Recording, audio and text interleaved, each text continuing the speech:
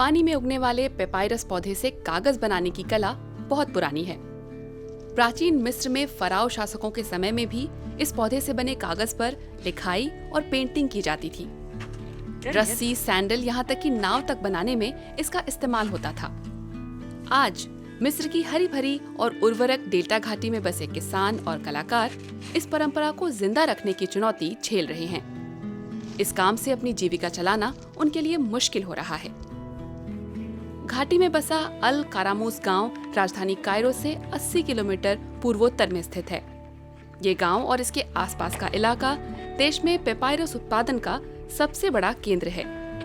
स्थानीय कलाकार इस पेपर पर अरबी कैलीग्राफी और पुराने चित्रलेख उकेरते हैं। कई दशकों से यहाँ आने वाले पर्यटक इसे यादगार के तौर पर खरीदना और अपने साथ ले जाना बहुत पसंद करते हैं। लेकिन इस उत्तर अफ्रीकी देश में पिछले एक दशक से लगातार पर्यटकों में कमी आई है।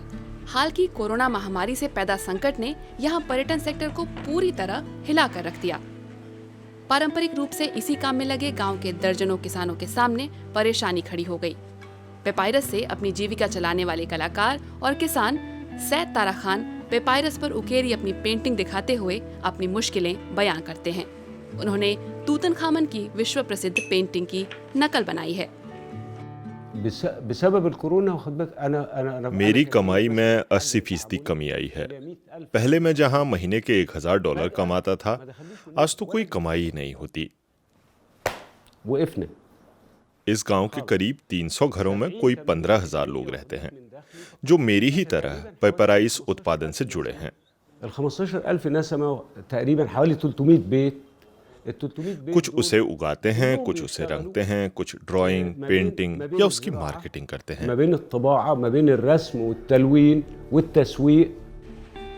पेपायरस की पत्तियों का आकार पंखे जैसा होता है। ये पानी में उगता है और 4 मीटर की ऊंचाई तक पहुंच सकता है। हालांकि इससे कागज बनाने के लिए पहले इसके तने को तार की मदद से काटा जाता है। फिर इसकी पतली पतली पट्टियों को पानी में डुबोकर रखा जाता है। इसके बाद एक दूसरे के ऊपर रखकर कागज जैसी परत बनाई जाती है।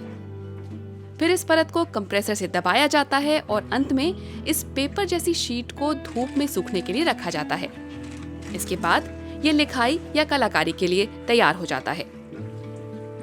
पेपायरस की एक वर्कशॉप के मालिक अब्दुल मुब्दी मुसल्लम के पास पहले 8 लोग काम करते थे। वहीं एक दशक बाद अब उनका केवल 2 लोगों का स्टाफ रह गया है। जब से कोविड-19 फैला और पर्यटकों का आना कम हुआ, हमारी बिक्री और कमाई पर बहुत बुरा असर पड़ा। हमारे पास खर्च करने को कुछ नहीं बचा।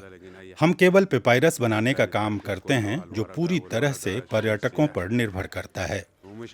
हम इसे बनाना बंद नहीं कर सकते। जो भी हो, हमें इसी से कमाई करनी है। कोविड के कारण जब अवसर सीमित हुए, तो अपने कारोबार को जारी रखने और बढ़ाने के लिए कुछ नया सोचना और करना जरूरी हो गया। पेपायरस से कमाई को बढ़ाने के लिए स्थानीय लोगों ने इससे कागज के अलावा कई दूसरी चीजें बनाना शुरू किया। किसानों और कलाकारों ने पेपायरस पेपर से बनी कॉपियों और स्केचबुक को बेचने के लिए एक ऑनलाइन स्टोर खोल दिया। पहले जहां वो केवल आसपास के लोगों को ही चीजें बेच रहे थे, कोविड के बाद उन्होंने ज्यादा से ज्यादा लोगों तक पहुंचने की सोची और इंटरनेट की मदद से वे अपनी चीजें विदेशियों तक भी पहुंचा पाए। कलाकारों ने पेपायरस पेपर पर यहाँ से कोई 100 किलोमीटर दूर स्थित विश्व प्रसिद्ध गीजा के पिरामिडों को उकेरा है। हम कुछ नया करने की सोच रहे हैं ताकि अपना पेशा जिंदा रख सकें। अब तो हम पेपराइज पेपर से बटुए, कॉपियां, ड्राइंग बुक जैसी कई चीजें बनाते हैं। कुछ तो करते रहना होगा। तारा खान ने 2014 में पेपायरस के शिल्प से जुड़े स्थानीय कलाकारों को एक साथ लाने के लिए एक संगठन बनाया।